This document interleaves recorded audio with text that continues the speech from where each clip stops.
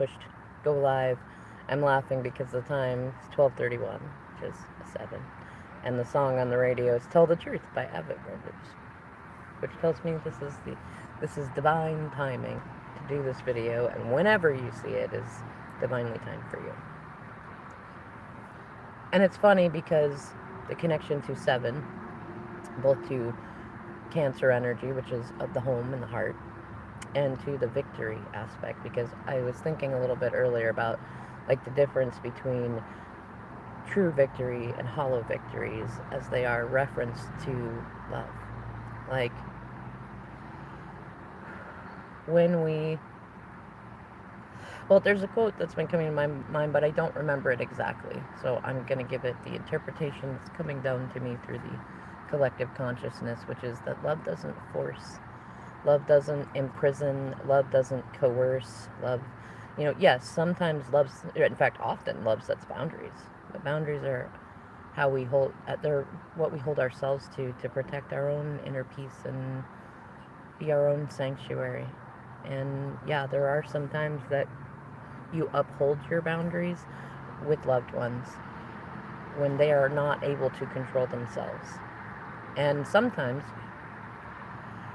we get into spaces where we feel so out of control in the rest of our lives that then we start to see anything that someone is doing that seems controlling or isn't like overly sweet as them trying to control us. And we often mistake the times when they are controlling themselves and their environment and not trying to control us. They're simply saying, halt, like Queen of Swords, halt. You are about to disturb the sanctuary of myself, and I'm not going to let that happen. Or if you have kids, you're about to disturb the sanctuary of our children, and not in healthy, growth-producing ways. Halt. Halt. In any case,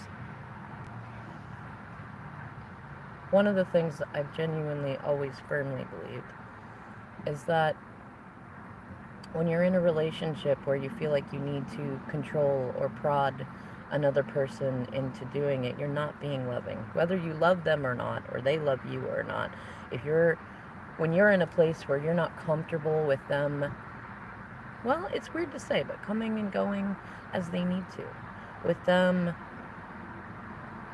having human moments, with them having feelings that are different than yours, beliefs that are different than yours, stories that are different than yours, when their growth path looks different than the way that you would expect it to, when, I don't know, just like when you feel like something that another person is doing, especially someone you love, is hurting you, and or that you either need to control it or that you need to like excessively protect yourself. That's not love. Trying to coerce somebody into doing something, trying to force them to do it, is not love.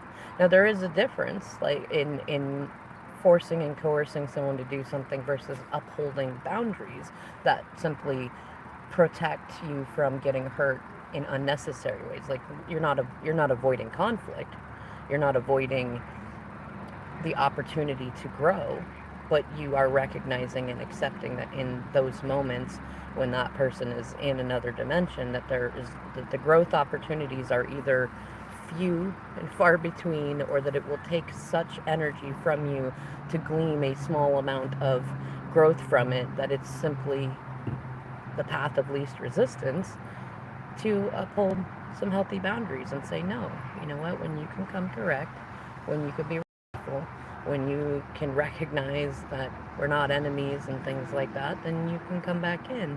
Like, that's holding healthy boundaries. Whether you love a person or not, those are healthy boundaries. That's controlling yourself. But when you're like, you can't talk to so-and-so, or you can't be out past such a time, or you can't look at said pictures, or you can't do this and that, that's controlling in ways that are neither fair or healthy or loving. And control can look like many things too. It's funny because there's so many dualities. Like somebody could get very, very emotional and start crying because they want you to feel bad or like you've hurt them. There are also other times when you genuinely hurt someone and they're trying to be brave in being vulnerable and showing you how you've hurt them. And only you can know the difference between the two. And it's often not until we get into a place of really understanding ourselves that you can see the difference. Think about the times when that's been you, because we've all done both, and we all will do both. Nobody is all good or all bad. But there's also other times too that it's like the boundaries versus unhealthy control thing. Only when you get to a place where you're good with yourself, and you're not constantly afraid of conflict or fear of abandonment or rejection, can you see the difference between somebody who is upholding healthy boundaries to, protect their inner peace and say, hey, no, this behavior isn't acceptable. You can go do your thing wherever and however, whatever way you want it. You just cannot come into my energy with that energy. That's what I'm hearing, my ear ringing. So there's some truth to that. Um, there's a difference. So you're not going to notice the difference until you understand the difference in yourself, or you can get that empathy.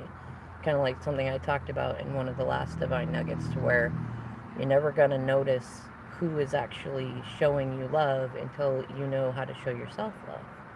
And then you can show others love, and then you can recognize when people are showing you love. Either way, I think it's a good topic for today, especially as we're on the cusp between Mercury leaving Pisces and entering Aries today. And so we're in an energy of kind of looking at the old emotional ways that we've been thinking about things and talking about things, and considering what we want in this next chapter of our lives and what we don't, and how we want to act and communicate, how we want to think versus how we don't. And as the Mercury and Aries energy comes in, it's like, how many new adventures do we have? What do we want to fight for? Who do we want to fight for? And how? Because a lot of people think about fighting for someone as being dramatic or like taking them, keeping them. And in fact, that Mercury and Aries energy in unevolved sense can also be trying to force someone to stay. It can be as literal as hiding their keys or blocking them in or things like that. And it can also be in the sense that fighting for them could simply be sharing with them how you feel. Being real about it. Because genuine love does not come in and say, if you love me, you have to stay with me. Or you don't love me if you leave me. Or, genuine love doesn't do that. Genuine love might enjoy the surrender. In fact, that's the way I've always thought about it. My DM and I had a dynamic going on for a while that was called complete control. And he misunderstood it in a lot of ways. Is that, like, yes, as a Capricorn, as a dominant woman, I do enjoy control. Though I do not like control that is forced or taken. It's a hollow victory. It is. It's not wanted. It's not genuine. It usually is because of fear of some kind, both inside and outside, internal, external. I like the whole complete control thing in terms of you enjoy these moments of surrender and power exchange, and I enjoy the moment of it too. And we can go between and flow between the dynamics, just like music flows the spaces between the notes. That's a victory. When you can control yourself and others control themselves, and you play with that. Because taking control, hollow victory. It's unnecessary, it's unattractive, and never leads anywhere good. It's kind of like, men, or I should say mostly women, like they'll get pregnant to try to hold on to a relationship, or men will, pop a hole in a condom or something to try to do that, or influence other things, or people will use marriage to try to hold on to something, or like leases, contracts, things like that, or active children. It doesn't bring any victory. You know, even if you can force someone to apologize, if you could force someone to stay, if you can, you know, make them stay in relationship with you on a 3D level, you're still, it's not hollow. They're not going to stay there, least of all on the 5D level. Gotta let people do their own thing, and that's like genuine love does that. And yeah, you're human. It's not always gonna feel great. You're gonna have in and out moments where you want to force it, but I think when you genuinely love someone, you work on that when you feel that as in you. Like where that feeling comes from in you. Who did you learn that from? Why does that feel like an appropriate thing to do? Or why are you not comfortable with the situation, you know? Because genuine self-love and love of another is allowing them to be human, allowing them to make messes and mistakes, allowing their healing journey to manifest in whatever way that looks like, and just having faith that, you know, if it's meant to be, it's meant to be, and it comes together much more inspiringly and healthily. No, who cares if that's the right way to say it or not? It comes together in divine timing. And if it's not meant to be, then divine timing brings you where you are meant to be. Whether that's for the moment, or for the year, or for the rest of your life. You know? Alright, y'all. I'm going to leave this video here. Thanks so much for watching, liking, subscribing, you know, all that fun stuff. I'll catch you next video.